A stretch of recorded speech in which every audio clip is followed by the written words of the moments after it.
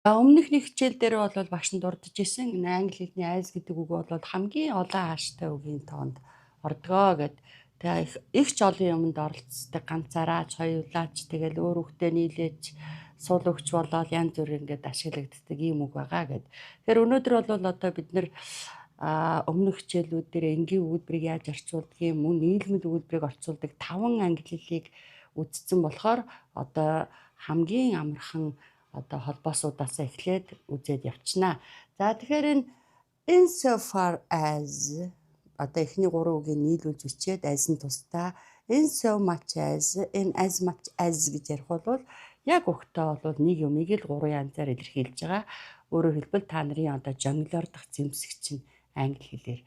Энэ маань гуруула ямар утгыг арийнхаа энгийн өгүүлбэрт өгдөг вэ гэхээр болохоороо гэд.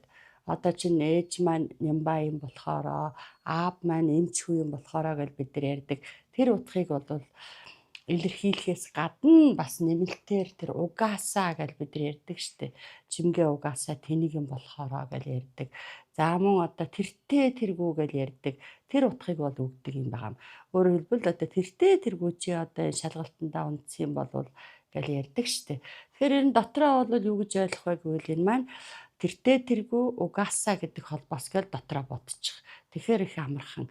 За тэгээд яах вэ гэвэл энэ 5 дугаар ангиллаар орчуулна гэдэг нь холбоостой гишүүн өгүүлбэр нь урт талдаа байсан ч болно, гол өгүүлбэрийнхээ ард байсан ч болно, хаанаач байрлсан төрүүлж орчуулдаг ийм ангилал багтчихдаг. За тэгэхээр энэ insofar as Эрдэнэ is really mean and stingy гэдэг энэ гишүүн өгүүлбэр нь урдаа байна. За тэгэхээр гүйцэд уншаад ах шаардлагагүй шууд орчуулчихна. Тэртээ тэргүй угаасаа гэж хэлэхээр шүү дээ. Эрдэнэ одоо их гар чангатай, дотуур тамиртай, тэгээд бас их харамчин болохоороо гэж хэлээл гол өгүүлбэр нь he never lends any money to anyone гэж. Ямар ч хүнд ямар ч мөнгө огт зээлтүүлдэггүй гэж.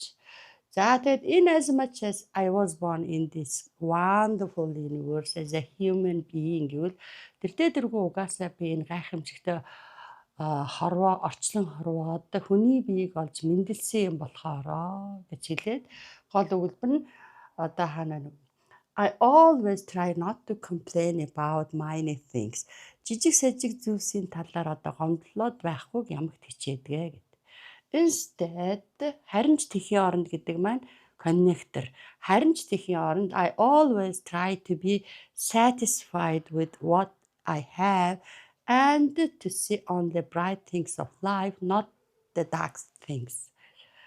Тэгэхээр одоо яадаг бах нь өөртөө байгаа зүйлдээ сэтгэл хангалуун байж амьдралын хар бараан талыг биш зөвхөн гэрэл гэгээтэй талыг харахыг одоо ямагт хичээдгээ гэсэн юм сайхан өгүүлбэр байж байгаа. За дараа нь in so much as Туя is extremely rich. Туя угаасаа тасарчсан баян юм болохоор тэртээ тэргүй угаасаа тасарчсан баян юм болохоор гэсэн утгатай болчихж байгаа. Тэрээр мөн хүснээрээ яаж л бол яаж мөнгөө дандаа дэмий юмд үрж идгээ гэж. За одоо гол өгүүлбэр нь урдаа гарсан байна. My sis doesn't let her children play PC games. Insofar as she is a doctor. Тэгэхээр араасаа орчуулах нь шүү дээ. Эгч маань угаасаа эмч хүн юм болохоор хүүхдүүдтэй цахим тоглоом огт тоглоулдаггүй гэсэн юм утгатай. Ямар ч хамаагүй өгүүлбэр эхлээ зохиочдгийг. Одоо жишээ нь тийм ээ. Чимгээ can dance well. Чимгээ сайн бүжиглэж чаддаг. Урдталт нь холбоосын тавь. Insofar as чимгээ can dance well гэдээ ярихад чимгээ угаасаа тэртээ тэргүй сайн бүжиглэж чаддаг юм болохоороо гэд тэгээ араас нь дахиад нэг гол өгүүлбэр хэлэх нь шүү дээ. Тэр дандаа одоо тоглолтуудад оролцдог ч гэдэг юм уу. Одоо Дорж олон хүүхэдтэй гэд эхлээд энгийн өгүүлбэр зохиоч. Дорж has a lot of children. Тийм үү? Одоо холбоосоо нэмээ. In so much as Дорж has a lot of children гэхээр тэртээ тэргүй угаасаа Дорж их олон хүүхэдтэй юм болохоороо гэж хэлээл тэгээд цааш нь утхан төгсөөгүй байгаа учраас хүч хавцрах гол өгүүлбэрийг нь бол нэмж өгдөг юм амархан холбоос байх нь шүү дээ. Эзэмсээ давтсан байхад их сайхан холбоос. Тийм болохоор энэ 3-таа өнөөдрөөс эхлээд найзлаараа.